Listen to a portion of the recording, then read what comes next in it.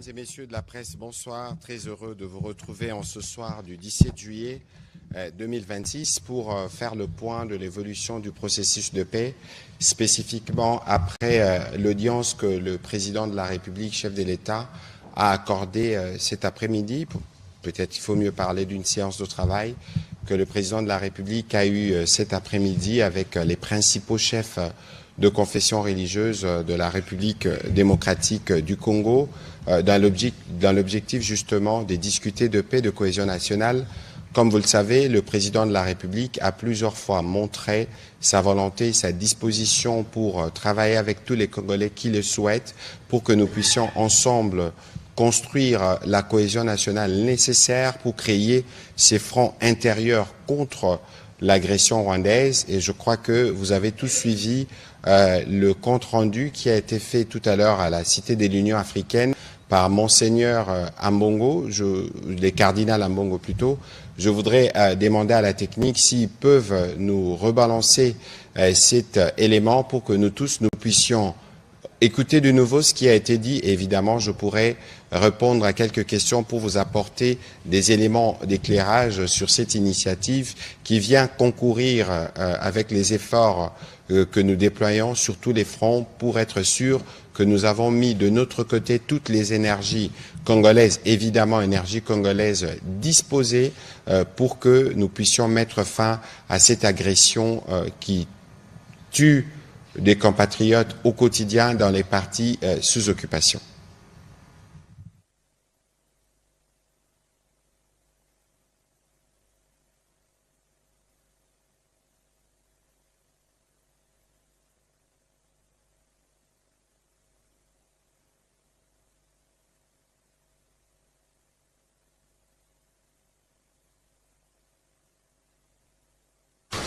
Nous sortons d'un entretien très important avec le président de la République. Cet entretien fait suite aux initiatives que lui-même avait déjà prises en allant à la rencontre du chef de l'État du Burundi et puis du Congo-Brazzaville. Ce sont des échanges qui ont porté essentiellement sur des sujets d'intérêt national. À l'issue de ces échanges, nous avons eu à nous rendre compte que notre pays, la République démocratique du Congo, a besoin de communion entre le fils et les filles du Congo. L'unité, la communion pour être solide, pour être fort. Comme vous le savez tous, notre pays aujourd'hui souffre d'une agression qui vient essentiellement de l'Est du Rwanda. Nous le savons. Mais comment pouvons-nous faire face à une telle agression si nous sommes divisés entre nous, les fils et filles du Congo? À l'issue de nos échanges et face aux enjeux, le chef de l'État, conformément à l'initiative qu'il avait déjà prise en allant trouver ses collègues chefs d'État de pays voisins, a levé l'option, et j'ai l'honneur de vous l'annoncer, le chef de l'État a levé l'option d'engager notre pays dans un dialogue entre fils et filles du Congo, un dialogue inclusif, naturellement aux conditions qui se préciseront chemin faisant. C'est l'occasion pour moi aujourd'hui, au nom de tous mes collègues qui sont ici, les chefs religieux, d'exprimer ma gratitude au président de la République qui, en tant que père d'une nation, d'une famille, s'est surpassé, s'est dépassé, je dirais, pour prendre cette initiative et inviter tous les fils et filles du Congo à s'asseoir et à se dire ce qui ne va pas. Voilà pourquoi aujourd'hui je lui dis de tout cœur merci pour cette hauteur. Merci aussi pour les autres chefs d'État qui nous ont aidés, notamment le président du Burundi et le président du Congo-Brazzaville, Nous pensons que, après que le président a levé cette option, dès lors que cette option est levée d'aller à un dialogue inclusif entre fils et filles du Congo, c'est à nous tous, ceux qui sont au pouvoir, tout comme ceux qui sont dans l'opposition, de s'inscrire dans cette dynamique pour que cette initiative puisse aller de l'avant, porter de fruits, pour que tous les fils et filles du Congo puissent vivre enfin en paix, dès lors que les motifs d'agression à notre pays seront aussi enlevés. Voilà, de façon synthétique, les contenus de notre rencontre d'aujourd'hui avec le chef de l'État. Et nous, en tant que chef de confession religieuse, nous avons accepté cette mission que le chef de l'État nous confie et nous nous engageons à porter de l'avant comme un apostolat pour le grand bien de notre pays. Je vous remercie. Je dois préciser que le président de la République, garant de la nation, article 69 de la Constitution, agissait à ce titre et donc dans le jour qui vient, il prendra une ordonnance qui fixera les termes et les détails de comment ce dialogue devra être organisé.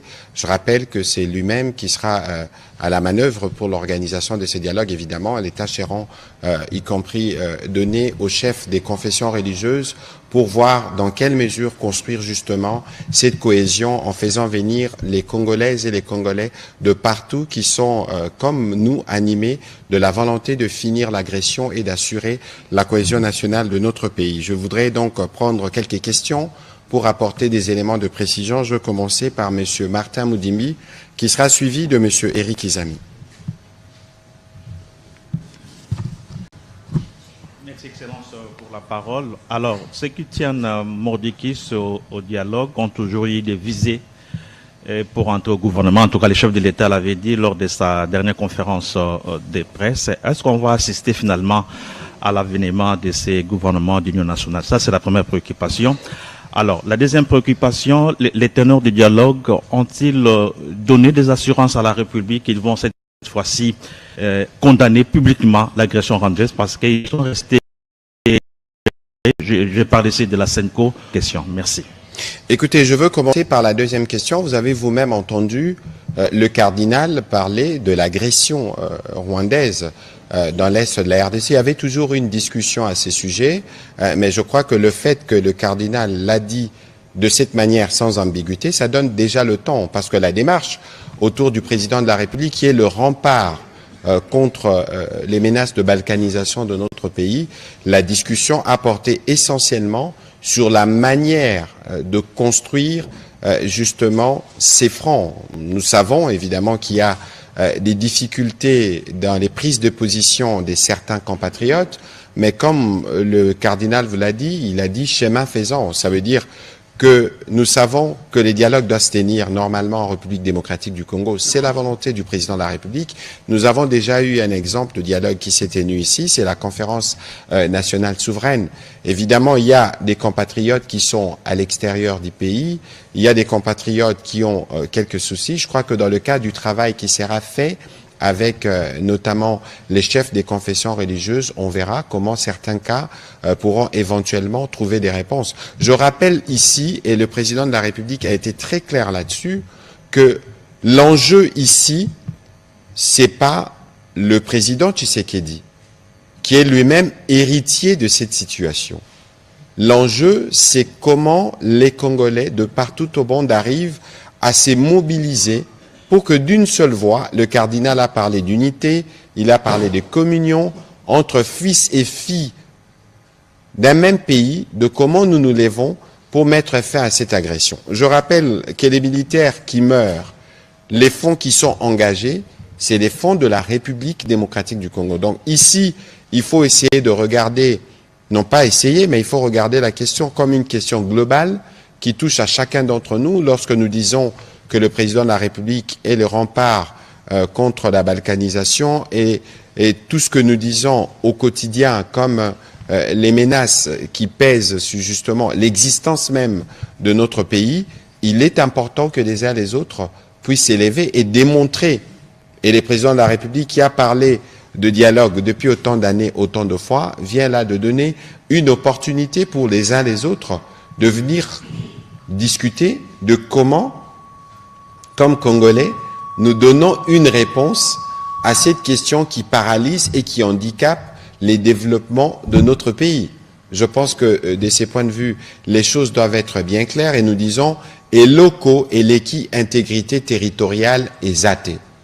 Donc c'est la chose la plus importante que tous les Congolais partout au monde doivent avoir et la discussion avec les chefs des confessions religieuses emportées notamment sur des sujets ou sur des positions des uns des autres, nous verrons justement dans les cadres du travail qui sera à leur donner comment les uns les autres pourront se joindre à nous dans cette dynamique, évidemment avec des prises de position claires contre l'agression, parce que c'est là le premier mal que nous devons collectivement endiguer. Sur l'autre volet de votre question, c'est prématuré tout ça, parce qu'ici, il ne faut pas oublier qu'il ne s'agit pas des questions individuelles. Ici, il s'agit de la République démocratique du Congo comme État, dans ce qu'elle a comme frontière héritée de la colonisation, et surtout dans les faits que nous avons des compatriotes, des frères et sœurs qui sont dans les parties des provinces du Nord Kivu et du Sud Kivu qui sont occupées, qui ont besoin d'une réponse. Je pense que les messages de l'unité, de la communion qui pourra être envoyés devraient être rassurants. Évidemment, nous verrons au fur et à mesure que nous évoluerons dans ces discussions, les moments venus, s'il y a des conséquences qu'il faut tirer parce qu'il faut renforcer tel axe ou renforcer encore tel autre pour être sûr que nous avons tout fait, que nous avons tout mis autour de nous, derrière le président de la République, pour que nous puissions mettre fin une fois pour toutes à cette agression qui tue nos populations. Et je rappelle que ça dure depuis 30 ans. Voilà, on va prendre les questions de M. Eric Izami, qui sera suivi de M. Oscar Mbal. Merci, Excellence de la parole. S'il vous plaît, Monsieur le ministre, lorsque je dirais d'abord que je suis heureux d'écouter le cardinal Ambongo Besungu parler de dialogue et puis il a parlé de l'agression dont nous sommes victimes et tout ça. Mais je voudrais que vous puissiez nous donner votre contenu sur le mot inclusif. Parce que chez nous, par moment, le mot tel qu'il est prononcé par vous qui êtes aux affaires et par ceux qui pactisent parfois avec l'ennemi qui tue chez nous, parfois il y a équivocité des termes. Quel est le contenu que vous donnez au mot inclusif dans ce qui vient de se passer? Et puis deuxième question, dans le mental collectif, aussi bien du Congolais que des autres peuples, on sait que les Américains sont super puissants. Il y avait un ultimatum qui avait été donné jusqu'au 15 juillet pour que le Rwandais, pays agresseur, pays qui est ennemi de la paix, puisse quitter notre sol de la République démocratique du Congo. Mais on constate que ça piétine. Pourquoi c'est arrivé ainsi? Est-ce qu'on devra toujours croire à ce qui avait été signé comme différents accords au niveau de Washington, alors que nous, dans le mental, on sait que la grande puissance a la capacité de faire, parfois de refuser de faire, d'empêcher de faire, et quelques autres fois de faire. Mais pourquoi est-ce que si facilement, personne n'a rien respecté, surtout du côté des ennemis? Bon, écoutez, je veux en venir sur cette question, mais je voudrais revenir sur le mot inclusif. Tenez-vous bien, nous avons eu de longues discussions avec les chefs des églises. Vous savez que le président de la République l'a dit et redit que les dialogues doivent se tenir entre Congolais, mais les Congolais qui sont en mesure de dénoncer l'agression. Et dans ce que nous avons observé jusqu'à présent, il y a des Congolais qui sont complices de l'agression. On n'a pas besoin de refaire leur procès ici parce qu'ils ont déjà leur procès. Vous avez vu que dans la liste, certains d'ailleurs ont été de nouveau sanctionnés par les Nations Unies. C'était hier. Donc, lorsque nous, on parle d'inclusif, c'est d'abord tous ces Congolais qui s'unissent pour un objectif commun. Parce qu'on va aller faire un dialogue. Pourquoi? Si nous allons faire un dialogue, c'est parce qu'on estime qu'il y a des préoccupations majeures du pays qui nécessitent que les enfants d'un même parent ici de la République démocratique du Congo puissent s'unir et être ensemble. Et lorsque les prêtres ou les chefs des confessions religieuses parlent du mot inclusif, ici, on regarde ceux qui, jusqu'à présent, pour nous, n'ont jamais, de manière claire et sans ambiguïté, montré qu'ils étaient contre l'agression. Parce que n'oubliez pas que nous avons eu des expériences par les passés. Nous avons par exemple le processus que nous avons à Doha, où dans la pratique, lorsqu'il s'agit de décider, les Congolais qui sont les supplétifs du Rwanda doivent s'y référer aux pairs pour qu'ils viennent donner un quitus pour faire avancer.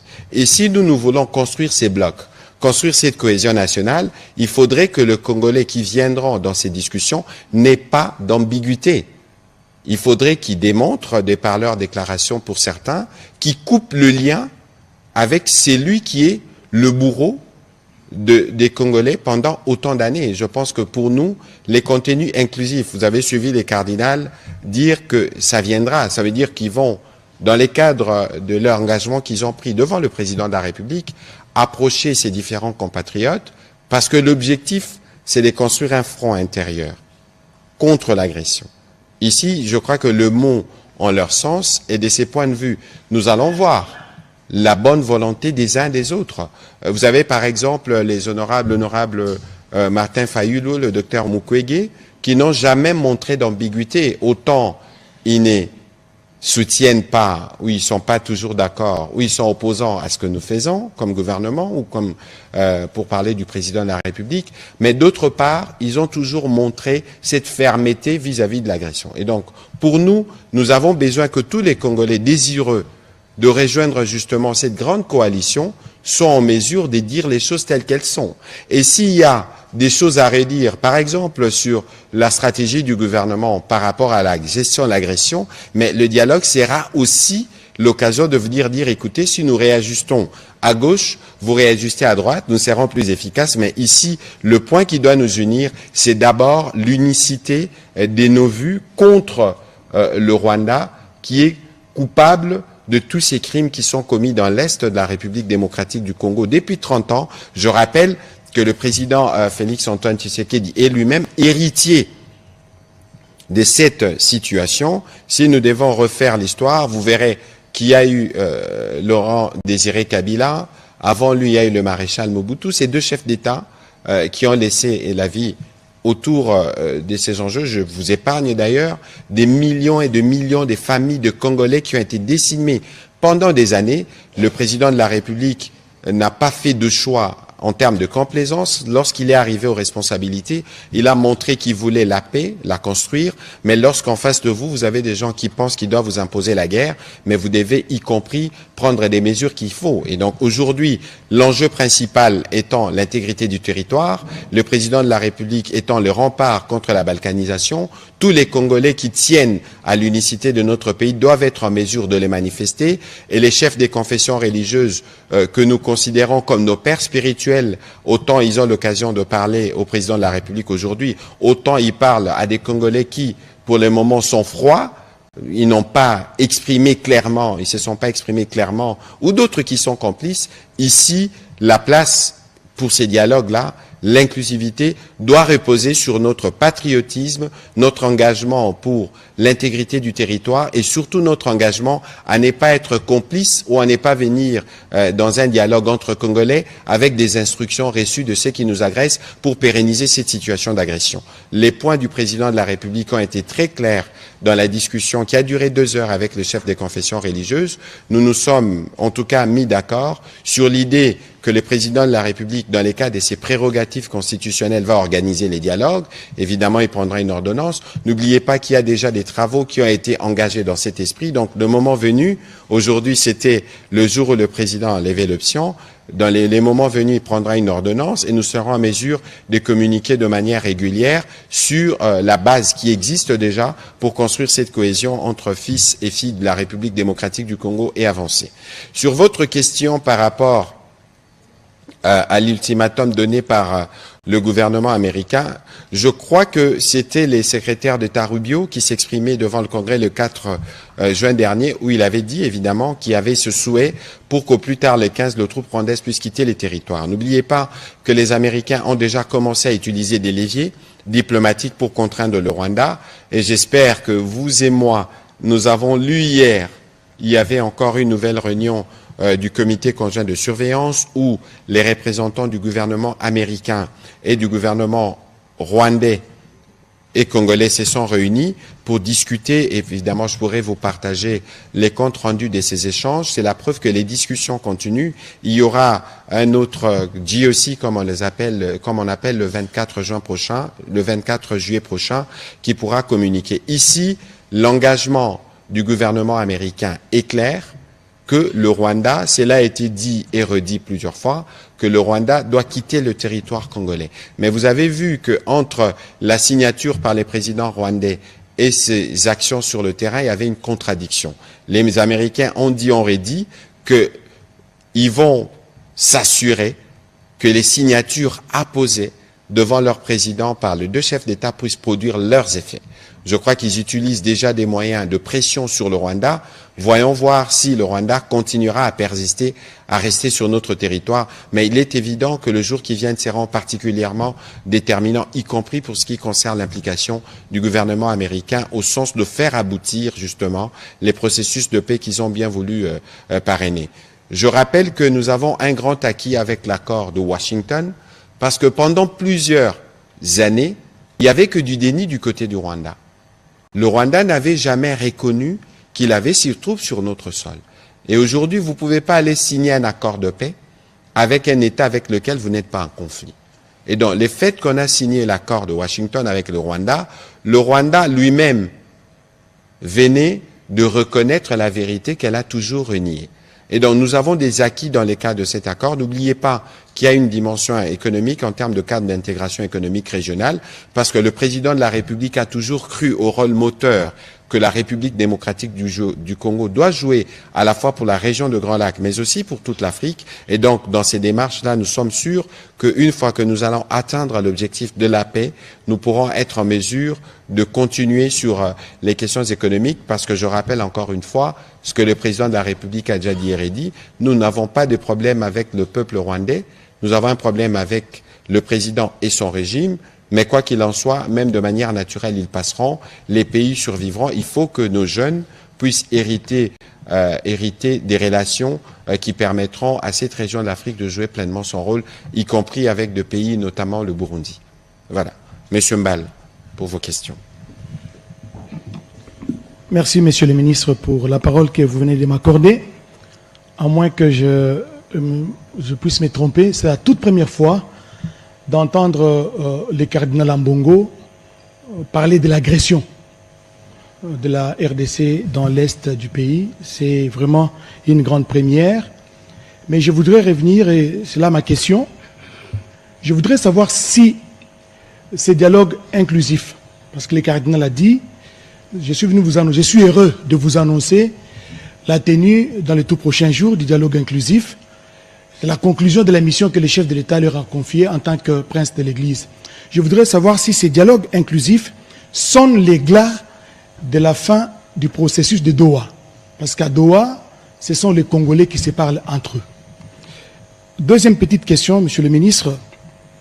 Je sais que quand on parle de dialogue, nous en avons l'expérience dans ce pays, on part du postulat des concessions. Je sais que du côté du gouvernement, il y aura des concessions qui seront faites au nom de la paix. Et parmi ces concessions, est-ce que le gouvernement sera prêt à accepter, par exemple, que cette question de révision des changements de la Constitution soit, je voulais parler en anglais, soit renvoyée à plus tard. Voilà. Merci. D'abord, je crois que sur votre première question en parlant de Doha, ce n'est pas suspensif. Ça veut dire que nous sommes, comme j'aime beaucoup l'expliquer, dans un dialogue avec le père à Washington, avec le fils à Doha. Ceux avec qui nous discutons à Doha, c'est des supplétifs. Je vous ai dit tout à l'heure que les supplétifs qui doivent leur vie et leur sécurité aux Rwandais ne peuvent pas être en mesure, eux, de décider sans que leur père n'intervienne. Quoi qu'il en soit, il y a un protocole d'accord, il y a un accord cadre qui a été fixé et je crois qu'il y a des discussions qui ont été relancées à Montreux. Au moment où nous parlons, il y a une mission et d'ailleurs certains de nos officiers se trouvent à Goma dans le cadre de cette mission-là pour la mise en place du mécanisme de vérification du cessez-le-feu. Il y a des prisonniers qui sont déjà à Béni. ils attendent du côté ougandais le protocole Ebola, parce que vous savez que la région est touchée par les virus, pour qu'ils rentrent justement à Goma dans les cadres de l'échange de prisonniers. Je crois que ce soit du côté de l'accord de Washington, je vous ai parlé tout à l'heure des réunions des JOC, que ce soit du côté du processus de Doha, il y a des éléments d'avance qui sont là. Mais sur la question du dialogue tel qu'il a été évoqué, le dialogue a été évoqué et discuté aujourd'hui dans l'esprit justement de construire ces blocs nationaux. Ces blocs nationaux parce que, vous savez, il y a des gens qui nous regardent de l'extérieur. Lorsqu'il y a eu les attentats du 11 septembre aux États-Unis, démocrates et républicains se sont mis derrière le président Bush. Il y avait même le Patriot Act, avec tout ce que cela comportait, comme privation des libertés, mais les uns et les autres l'avaient accepté parce qu'il fallait sauvegarder l'Amérique dans ce qu'elle a de plus fort. Lorsqu'il y a eu les attentats de Charlie Hebdo en France, vous avez vu que tous les bords politiques se sont réunis derrière le président François Hollande pour que la France donne une réponse.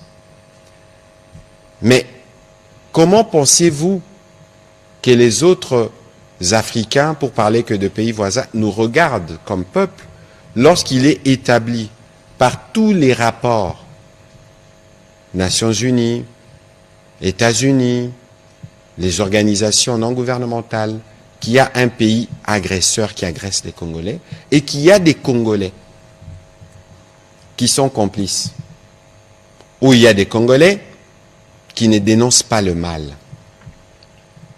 Parce que vous parlez du cardinal Ambongo. Lorsque vous entendez Monseigneur Solé va vous dire le cardinal Ambongo avait déjà condamné le Rwanda en 2020 ou dans des sorties passées.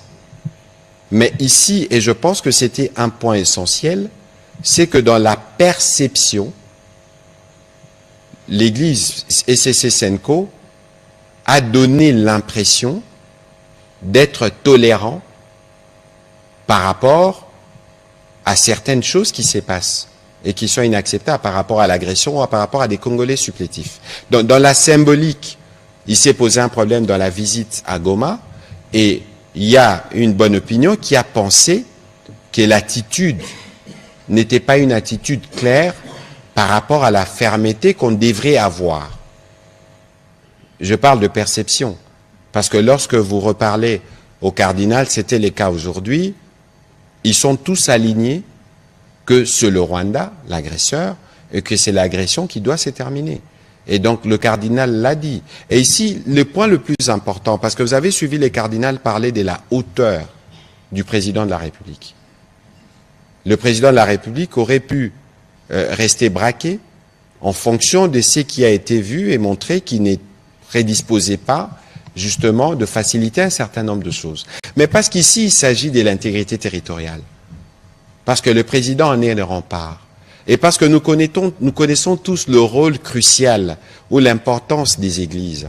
Donc, il était de bonne loi pour le président de la République, une nouvelle fois, de se mettre à l'écoute et de donner la chance pour que nous tous, nous puissions nous rassembler, pour ceux qui peuvent croire, des compatriotes qui pouvaient croire que le président ne veut pas qu'on construise de cohésion nationale, que le président ne veut pas la paix, que le président ne veut pas ceci, ils ont une occasion. Parce que c'est le président qui va lui-même, dans les cadres de ses prérogatives, article 69, convoquer, organiser le dialogue. Et donc, maintenant, vous revenez sur la question de la Constitution.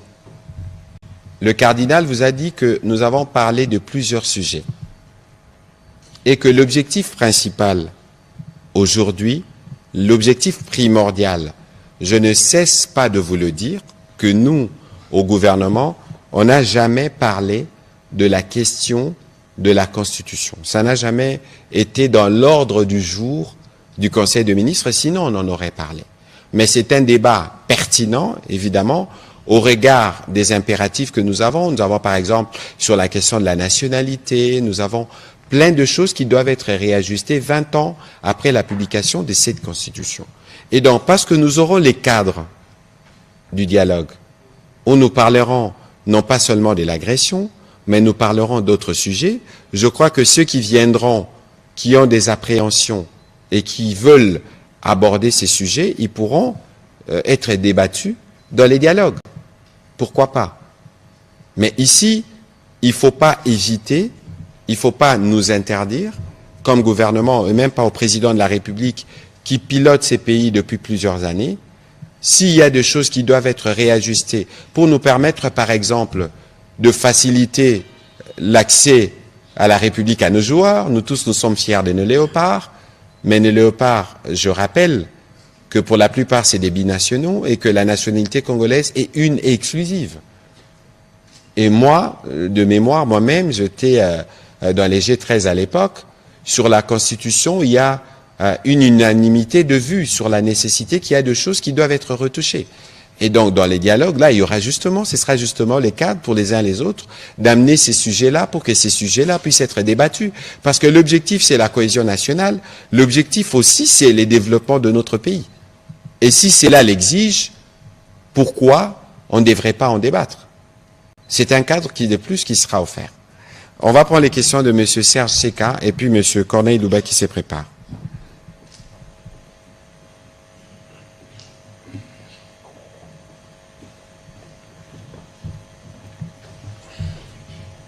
Merci, Excellence, pour la parole. Je suis heureux de constater que vous suivez ces processus depuis le départ et que vous êtes la personne la mieux, en tout cas, avertie pour nous informer quant à ce. Deux petites questions. Vous venez de souligner le propos du cardinal sur la hauteur prise par le chef de l'État en rapport avec cette situation. Quels sont les éléments ou l'élément qui a déterminé ces changements de cap pratiquement? Parce que le discours qui s'est tenu il y a quelque temps n'était pas vraiment favorable au dialogue, mais aujourd'hui c'est vraiment une révolution, une surprise. On a cette décision et nous allons suivre de très près derrière vous quelle direction cela prendra. Et aussi la deuxième question, quel sera le rôle de la presse? C'est vrai qu'aujourd'hui, quand on parle dialogue, on voit les acteurs politiques, faudrait-il associer ceux qui ont pris les armes ou pas, mais souvent, le rôle de la presse n'est pas suffisamment souligné. Au départ, nous venons peut-être ensuite pour suivre, étant donné que on est encore là dans ce... cette guerre patriotique, la presse a été très engagée. Et quelle est l'attitude prendre, et quel est le ton prendre, et quel est le langage prendre en rapport avec ce dialogue qui doit venir? On aimerait avoir quelques explications. Bon, écoutez, je ne suis pas sûr que tout le monde écoute vraiment le président de la République. Je ne suis pas sûr. Je vais demander à la technique de nous balancer un extrait du discours du président de la République. C'était le 30 juin dernier, il y a 18 jours. Et je vous répondrai juste après. La Constitution n'est ni un instrument de circonstance, ni un objet de convenance. Elle organise notre vie commune, garantit l'équilibre de nos institutions, consacre les droits du peuple et protège la stabilité de la République. En débattre exige donc sérénité, rigueur, transparence et sens élevé de l'intérêt général. Ma responsabilité comme chef de l'État et garant de la nation est de veiller à ce que les débats engageant l'avenir du pays se tiennent dans le respect de la Constitution, de l'État de droit, des institutions et de la souveraineté populaire. Elle est aussi d'écouter, d'apaiser, de clarifier et, lorsque cela s'impose, de rechercher les voies d'un consensus national responsable. Je ne sais pas si vous aviez entendu ces discours ou est-ce que vous allez reposer la même question. Alors, j'ai essayé, je savais que cette question arriverait. J'ai recensé une bonne dizaine de dates où les présidents de la République, et il a d'ailleurs appelé aujourd'hui au prélat, son engagement plusieurs fois renouvelé et réitéré pour le dialogue. Samedi 22 février 2025, lorsqu'il rencontrait les cas de l'Union sacrée, samedi 22 juin 2025, jeudi 26 juin 2025, lorsqu'il a accordé une audience à la SEDCO, lundi 30 juin 2025, samedi 2 août 2025, samedi 30 août 2025, samedi 11 octobre 2025, samedi 31 janvier 2026, lundi 9 février 2026, jeudi 7 mai 2026 et le mardi 30 juin. J'ai toute une pile que je pourrais vous partager parce que le président de la République a toujours montré de la cohérence et son esprit d'ouverture. N'oubliez pas, vous avez vu le président de la République recevoir l'honorable Martin Fayulu, vous l'avez vu recevoir l'honorable Adolphe Musito, vous avez vu le président recevoir le docteur Denis Mukwege. Je crois que de ces points de vue, le président a toujours montré que c'était un homme ouvert au dialogue. Mais alors, il ne faut pas confondre le dialogue, oui, mais lorsque on a parmi nous de compatriotes qui ont fait le choix d'être complices de ceux qui nous tuent, comment voulez-vous que le président de la République puisse dialoguer avec eux? Et même la discussion que nous avons eue aujourd'hui avec le prélat va dans ce sens-là. Ça veut dire que l'inclusivité, c'est un objectif qu'on doit construire. Parce qu'il est évident que pour nous, dans la symbolique, c'est crucial, parce que les Congolais vont nous regarder lorsque ces dialogues devra se faire. Les Congolais ne vont pas regarder et applaudir, par exemple, nos compatriotes qui sont complices de ce qui nous tue. Il faut que les uns et les autres, qui n'ont pas encore, de manière claire, clarifié leur position par rapport à l'agression, ils peuvent le faire en venant et en reconnaissant. Écoutez, Monsieur le Président, il est évident, ou à l'opinion nationale, et je ne sais pas quelle est la formule qu'ils peuvent utiliser, écoutez, il y a évidemment des choses que vous ne faites pas bien, il y a évidemment des choses qui peuvent être améliorées, mais Monsieur le Président, cette guerre, vous l'avez trouvée. Pour cette guerre, nous, comme Congolais, nous sommes disposés à venir vous accompagner. Ce sera aussi une preuve de leadership. Vous aviez parlé de hauteur du cardinal en parlant du président, mais il faut reconnaître aussi les sens de l'écoute des religieux, des hommes des dieux qui sont venus. Et en ces titres-là, nous avons eu l'occasion de discuter, y compris sur toutes ces perceptions, j'en parlais précédemment, pour que cette fois-ci, les uns et les autres s'inscrivent dans cette dynamique. N'oubliez pas que ce qui se passe en République démocratique du Congo a des impacts régionaux et mondiaux. Ici, il faut saluer, et le cardinal l'a dit, l'implication, par exemple, du président Sassou, qui régulièrement, lorsqu'il y a des situations en République démocratique du Congo, les évêques, par exemple, se sont référés à lui, ils peuvent le voir, ou le président de l'Union africaine, le président d'Aïchimier.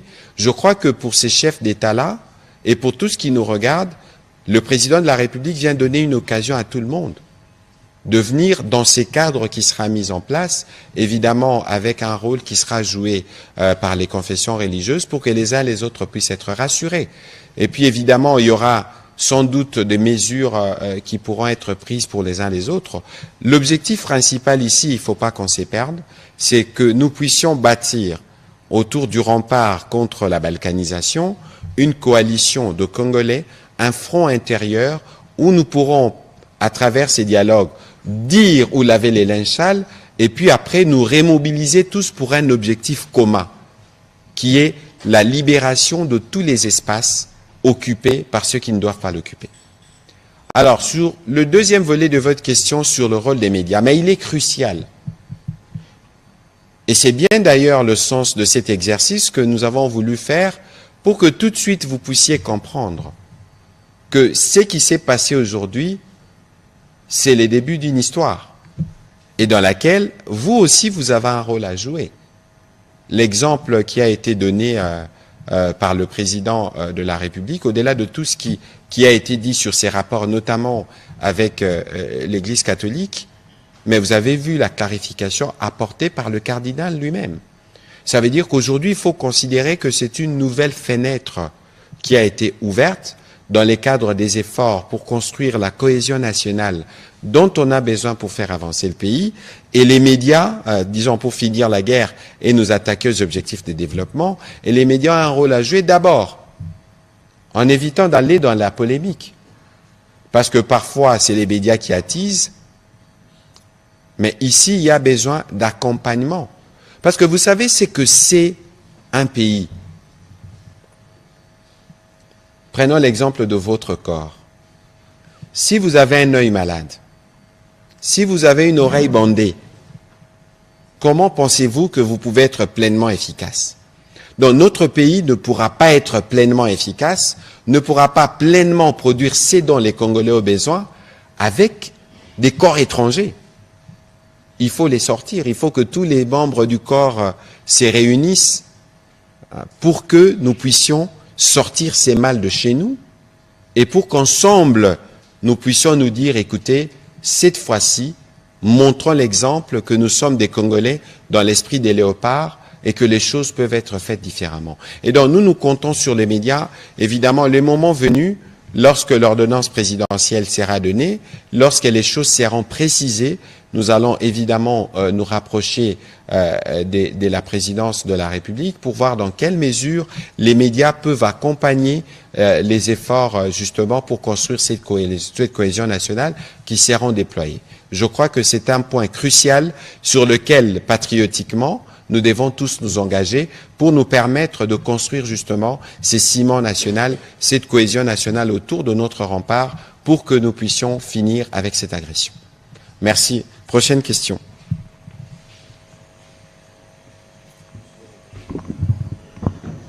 Merci, Monsieur le Ministre. Deux petites préoccupations. D'abord, c'est par rapport à ce que le cardinal Ambongo a dit, disant qu'ils se sont engagés à amener cette mission tel un apostolat. Mais alors, ce que je veux savoir, dans le cadre de cette mission, est-ce que les confessions religieuses auront réellement les coudes franches pour pouvoir approcher les différentes potentielles parties prenantes à ces dialogues? Ils les ont déjà approchés, parce ils étaient même partis à Goma en janvier 2025. Ça veut dire qu'aujourd'hui, les confessions religieuses ont la possibilité de discuter avec toutes les forces congolaises. Opposition, société civile, et aujourd'hui c'était avec le président de la République ou encore Union Sacrée. Je crois que de ces points de vue, nous connaissons justement nos pères spirituels, que ce soit les révérends Bokundoa ou que ce soit les cheikh Abdallah Mangala ou encore l'évêque Ejiba. Nous les connaissons tous et la capacité qu'ils ont à parler à des Congolais et à passer des messages à des Congolais de toutes les couches partout où ils se trouvent. Bon, l'autre question, c'est par rapport au profil de différentes parties prenantes. Est-ce qu'il faudra s'attendre au-delà des protagonistes qui sont politiques et la société civile reconnue? Est-ce qu'il faudra s'attendre à la participation, par exemple, de la jeunesse, des artistes et autres? Bon, écoutez, c'est un dialogue qui se veut national. Il ne faut pas anticiper. Parce qu'il y aura un comité des personnes qui seront à la tâche pour travailler et voir dans quelle mesure, à travers ces dialogues, on peut construire une cohésion nationale. Mais encore une fois, j'ai donné l'exemple de la conférence nationale souveraine, je ne sais pas si vous étiez déjà né, mais moi je l'étais déjà, pour voir un peu la dynamique qui s'était créée en ce moment-là. Et donc, il est possible pour les Congolais de discuter des problèmes de Congolais et sur les territoires de la République démocratique du Congo. Et donc, je pense que ce serait ça aussi un message à donner à tout le monde pour montrer que, comme peuple, nous avons justement la maturité qu'il faut derrière le président de la République pour parler, y compris des sujets difficiles.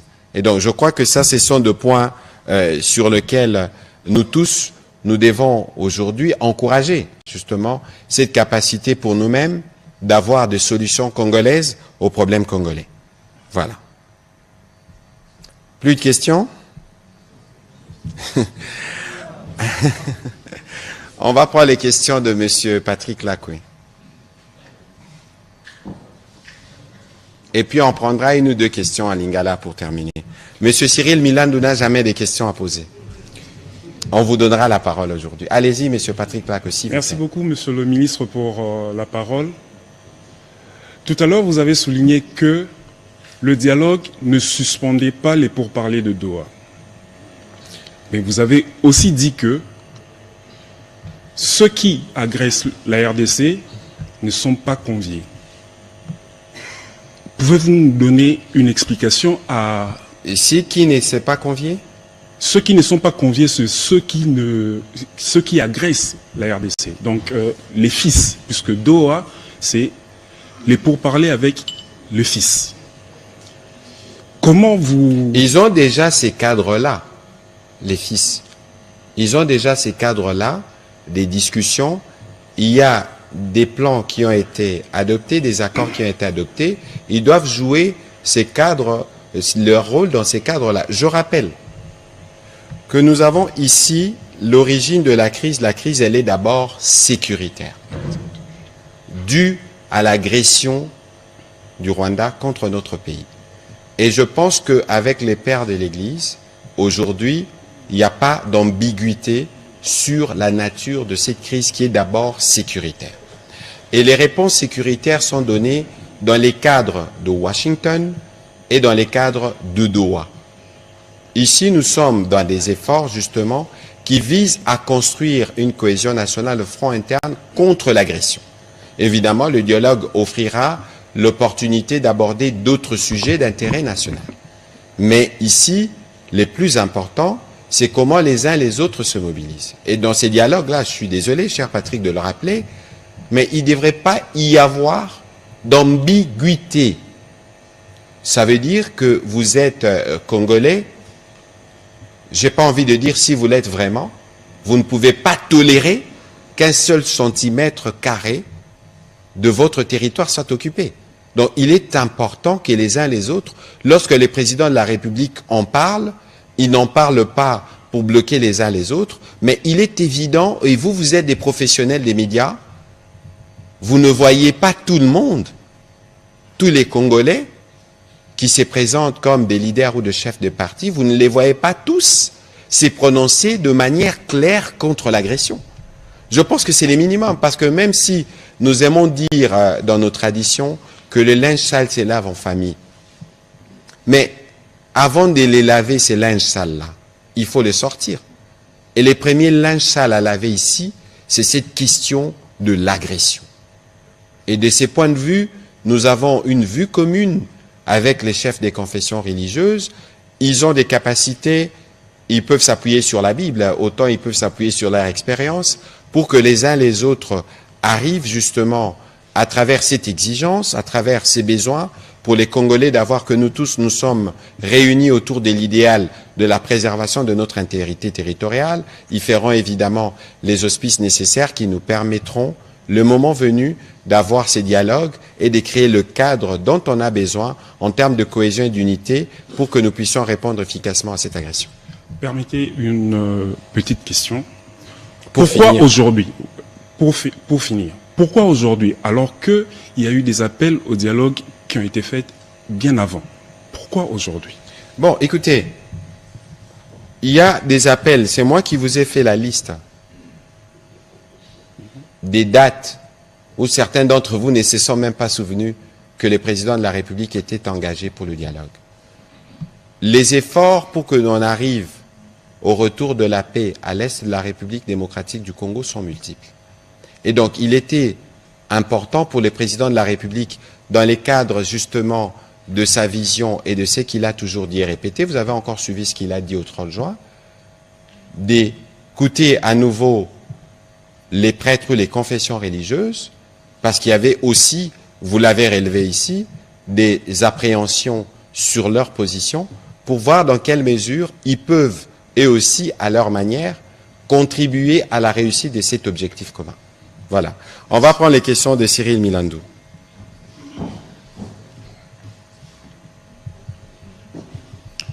Moi, ma question, c'est sur les dialogues. Depuis 1960, on a organisé beaucoup de dialogues jusqu'aux accords de Goma en 2009. Et on pensait qu'avec les accords de Goma, c'était vraiment fini avec les guerres. Mais malheureusement, il y a certains seigneurs de guerre qui sont habitués, c'est devenu leur métier. Est-ce que vous nous garantissez si on tenait ce dialogue, cette fois-ci, il n'y aura plus de rébellions à l'est du pays. Et surtout, n'oublions pas, nous avons le président rwandais qui lui aussi finance certaines des groupes armés dans l'est de notre pays. Bien sûr, le gouvernement a porté plainte, a déposé plutôt des plaintes déjà au niveau de la CPI qui jusque-là sans suite. On ne sait même pas si un jour le président rwandais va répondre de tous ces crimes qui ont été commis à l'est du pays. L'Ouganda a été condamné, mais le Rwanda jusque-là est presque délaissé à côté. Avec ce dialogue que vous allez organiser, vous gouvernement, est-ce que vous allez nous rassurer que cette fois-ci, à l'est du pays, il n'y aura plus de guerre? Alors, je crois que dans votre question, vous donnez la réponse.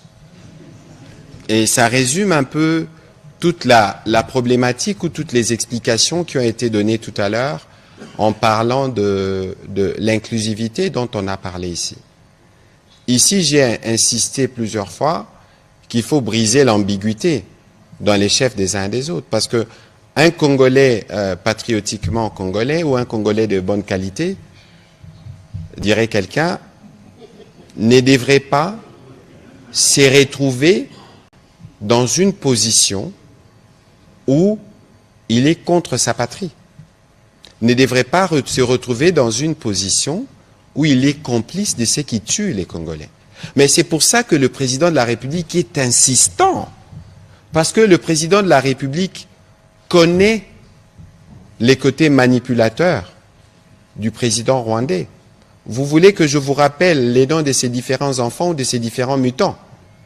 On peut commencer, on peut parler des LAFDEL, on peut parler du RCD, on peut parler du CNDP, on peut parler du M23, on peut parler de l'AFC, on peut parler...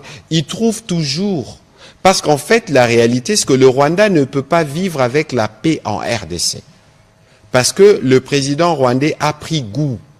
C'est pour ça qu'il recycle éternellement ces prétextes des FDLR. Comment expliquez-vous que pendant 30 ans, 4 chefs d'État ont fait face au même prétexte?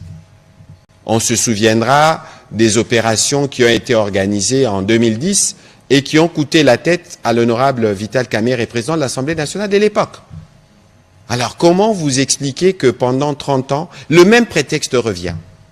Entre-temps, ces gens-là prennent de l'âge, ils ont la soixantaine d'années et aujourd'hui on les recycle, on dit, ils parlent d'idéologie génocidaire. Quelle en est l'essence? Si ce n'est pas une raison pour penser qu'il peut pérenniser ses activités illicites dans notre pays. Mais c'est pour ça que dans la démarche d'aujourd'hui, le président de la République a été très ferme sur le sujet. Mais parce que nous avons justement cette relation de confiance avec les pères de l'Église, les pères de l'Église parce qu'ils parlent avec tous les Congolais, j'ai dit tout à l'heure qu'ils sont armés de la Bible et de leurs expériences, ils pourront parler et faire raisonner les uns les autres. Et que ce qui se fera cette fois-ci doit servir d'exemple pour que les Congolais s'engagent, quelles que soient nos frustrations, quelles que soient nos colères, contre ceux qui sont dans la direction du pays au moment où nous sommes. On ne devrait plus utiliser l'arme du voisin pour venir tuer les Congolais.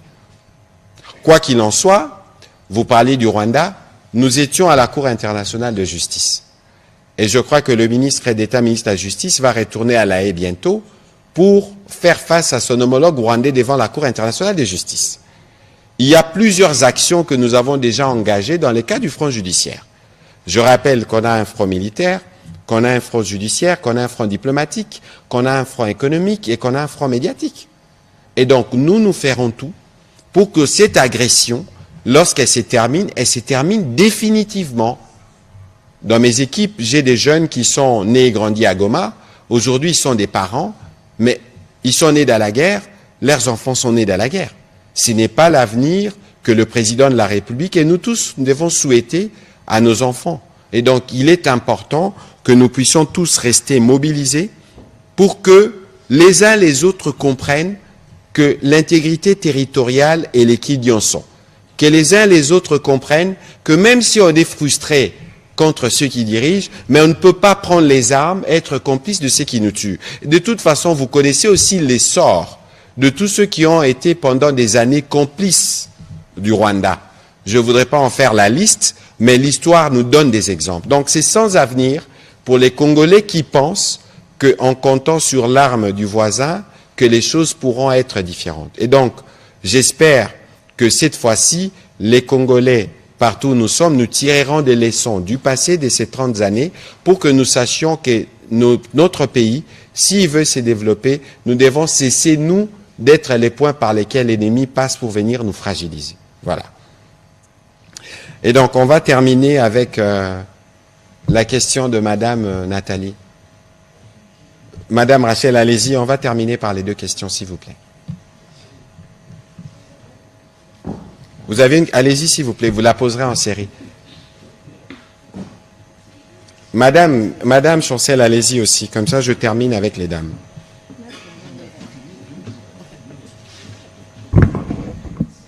Merci, Monsieur le ministre, pour l'opportunité que vous m'accordez. Ma question est celle de savoir quand est-ce que ces dialogues aura lieu. Si c'est avant le retrait des troupes rwandaises du territoire national congolais et avant qu'il ait un accord avec les supplétifs à Doha, en quoi est-ce que ces dialogues peuvent positivement influencer l'avancée de la situation sécuritaire sur le terrain? Alors, la première chose positive dans les dialogues, c'est d'avoir des Congolais qui peuvent se rassembler autour du président de la République pour construire les blocs, pour chasser l'ennemi qui vient de l'extérieur. Je vois votre question, vous voulez en venir. Mais nous ne sommes pas encore. Aujourd'hui, le président a levé l'option, comme le cardinal l'a dit. Il y a des équipes qui vont se mettre au travail et de manière progressive, nous vous tiendrons au courant des termes de référence, de la méthodologie et de comment cela va avancer. Et je pense que au fur et à mesure que ces choses se mettront en place, on pourra communiquer pour vous donner des réponses précises.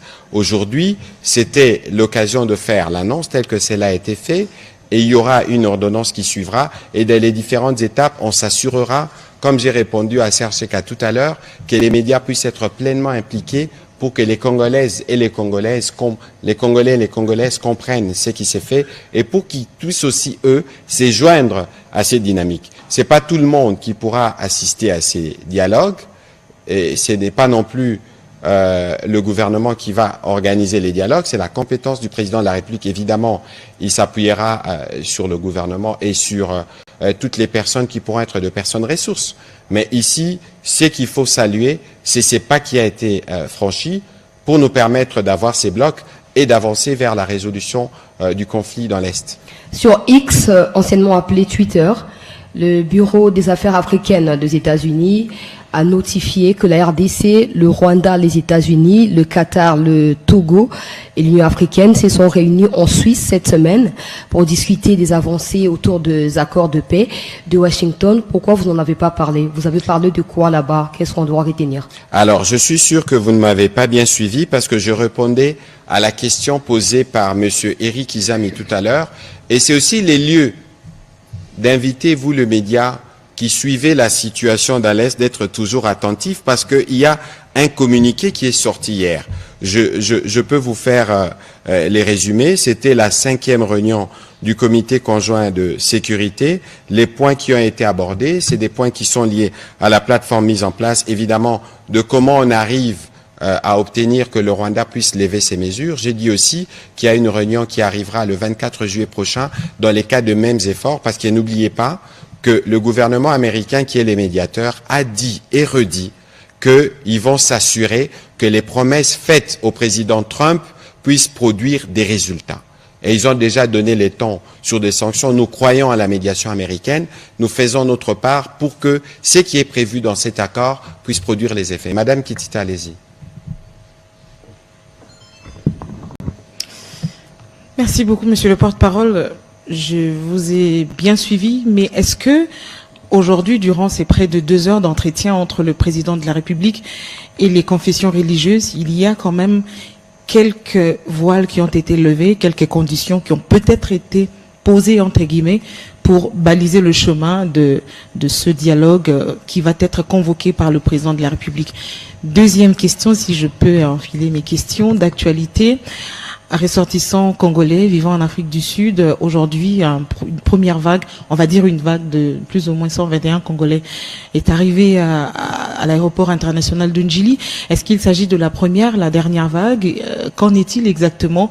Et dans quelles conditions sont-ils arrivés ici sur place? Quelles sont les mesures qui ont été prises en compte pour aider ce compatriote à bien rentrer dans le pays?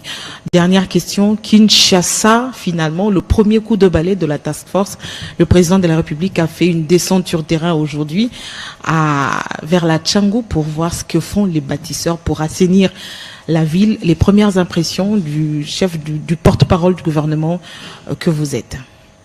Bon, écoutez, sur la dernière question, je suis moi-même aussi membre de cette task force, mais j'ai pas pu justement me rendre sur place parce que j'avais des impératifs liés justement à la séance que nous avons eue avec les confessions religieuses. Le président de la République, en y allant, il donne le ton. Et je pense que dans les jours qui viennent, probablement, je n'ose pas avancer des dates, mais nous aurons un briefing à 3 avec le gouverneur de la ville et les générales Kassongo pour être en mesure de présenter d'abord le programme et comment ça va se dérouler, mais aussi inviter les uns les autres, parce que vous savez, sur la question de l'assainissement, c'est une question qui nous implique tous parce que nous sommes tous quotidiennement producteurs des déchets. Est-ce que nous nous assurons que nos déchets sont évalués là où ils doivent être, sont évacués là où ils doivent être évacués? Je ne suis pas sûr. Et donc, il y aura cet exercice et il y aura un accompagnement et d'ailleurs, ce sera aussi l'occasion d'impliquer à nouveau les médias parce que vous êtes les vecteurs pour accompagner les efforts qui seront mis en place. Alors, si vous avez vos tables sur la route où on doit nettoyer, acceptez de les retirer parce que quand viendra la machine de l'assainissement, peut-être que les méthodes militaires qui seront appliquées peuvent paraître très dures, il ne faut pas qu'on s'en plaigne parce que c'est pour le bien de tous. Donc, on aura une séance avec les personnes que j'ai mentionnées, CEO, et une dynamique d'accompagnement dans la com pour ce qui sera, pour ces programmes que nous voulons, dont nous voulons voir les résultats très rapidement pour notre salubrité. Sur la question des Congolais qui sont arrivés ce soir, je vais me référer à mes collègues des Affaires étrangères et de l'Intérieur pour vous donner des plus amples détails, mais c'est que je sais qu'il y a un comité qui a été mis en place au niveau du gouvernement pour suivre de près. N'oubliez pas qu'il y a les présidents sud-africains qui a séjourné ici et que nous avons des bons rapports diplomatiques et des questions sont traitées à ce niveau-là, mais je pourrais vous donner d'autres détails plus tard.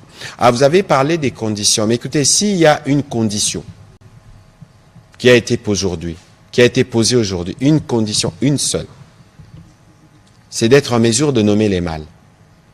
L'agression rwandaise. On disait du cardinal qui n'avait jamais cité le Rwanda. Le cardinal l'a fait. Je crois qu'il a prêché par les bons exemples pour ceux qui pensaient qu'ils ne pouvaient pas le dire, pour ceux qui étaient des sceptiques. Je crois que ça, c'est un premier préalable parce que nous devons parler de comment nous sauvons l'intégrité du territoire. Et si le mal s'appelle le Rwanda, ça ne devrait pas être compliqué. Il y a les exemples du docteur Mukwege ou de l'honorable Fayulu que j'ai mentionné tout à l'heure, qui peuvent être suivis par les autres compatriotes. Mais bien au-delà, il y aura un travail qui sera fait autour de prêtres. Évidemment, si cela va nécessiter que certaines mesures soient prises, elles seront prises pour faciliter justement ces discussions, ces échanges entre Congolais pour nous permettre de cimenter le front intérieur dont on a besoin pour mettre fin à l'agression rwandaise dans l'est de notre pays. Matondo mingi. Maman Nathalie. Nazala mituna mibale. Tomoni ete na maloba matata cardinal. Atali siete mokonzi ya ekolo Congo démocratique andimisa mibongo ete masolo bana mboka basangana basolola. Kasi yango ekosalama lolenge nini. Kasi masolo wana pe tangu makosalama to ezali kozilama po esalama. Boni boni na maye matali kobongola mobeko likonzi eko telema to eko koba kaka na makanisi wana yango ne mituna na ngai. Bon, ya liboso ba congolais bazolanda biso fo ba ebalelo c'est que mokonzi mboka asi alobango mala mingi kiye aza mutu ya masolo dialogue na lingalo kolobezani aza mutu abasolo aza mutu yo asangisaka ba Congolais. Que ceux qui koko sezali olingaye te. Pour président, azaka président bato ba vota qui était.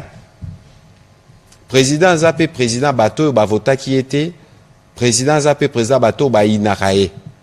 Azapé président bato ba critique kaye. Tomi bengaka République démocratique du Congo. Kasi mama Nathalie Yamotuya ya lelo penza. Eza milulu au président Azalaki na bakambi ya ba église na linga lezani. Ecclesia. Na bakambi ya ba ecclesia topé ba confession religieuse. Président de la République a solo la kina bango na makambo etali dialogue ndenge nini tokoki ko organiser. Ya liboso batufo ba yeba c'est que président de la République Yemoko Azana compétence comme garant de la nation article 69 Yaroubeni sa dialogue. C'est le président qui va organiser les dialogues. Yepende a copé sa mission. Ah basango balobi bon président d'alobi apesi bango ndingisa alobi bo solana ba compatriote songolo pakala total ndenge nini tokoki ko tonga kotonga penza bomoko o tozanango besoin lelo potosi sabitumba na est. Je crois que masolo tozaki nango lelo na basango lekaki malamu. Bokoki bien ko imaginer que ba discussion eza na ba point omususu ezaki pe na moi tension mais kasi eloko e guidaki na président na ba chef à confession religieuse pe fait guider bisonyo seza bolingwa Congo. Pona bolingwa Congo, pona bomoko ya Congo, masole salama ki pe président pesi bango ndingisa. O balobi dialogue inclusif na expliquer bino pe inclusif wana ndenge zaleli. Ça veut dire que Congolais o akoya na ba tradition na biso balobara a bilamba salite sukwa marana libota. Et lamba salito a liboso il faut to sukola. Eza bitumbo e Rwanda ezo sala biso na partie est na biso. Congolais nyonso sika azali o alingaka Congo. Est-ce que ça compliqué pour na koloba en tout cas ngana za contre bitumba wana Rwanda ezo sala biso. Est-ce que ça compliqué?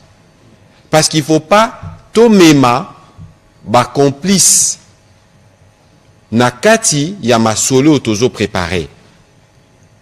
Il faut pas to zwa bato yo akokota na kati ya zali kolomoko na kati likolomoko libanda. Bosolo li na tongo abengi kuna lobi tala ba Congolais bazosa yangonde depuis 30 fragilisaka biso. C'est pas que ba Rwandais ba ramakasi. Eza ba faiblesse na ba ouverture au biso moko ba Congolais.